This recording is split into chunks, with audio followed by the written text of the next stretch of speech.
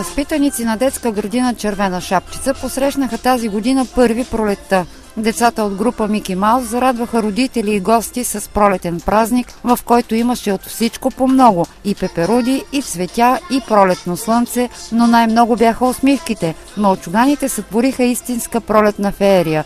Феи и пеперуди пърхаха в занималнята в деня на първа пролет. С весели шеги, песни, танци и стихове за пролетта, малките артисти докоснаха сърцата на всички и донесоха пролетната магия. Хлапетата смаяха присъстващите със своята жизнерадостност и артистичност. Те поздравиха родителите си, които се радваха на детските усмивки и слушаха с интерес песни, вероятно познати им и от тяхното детство. На финала на тържеството децата благодариха на майките си за грижите и любовта им, като им поднесоха лично изработени с много старание подаръци. Честита първа пролет на всички с тази свежа детска песничка.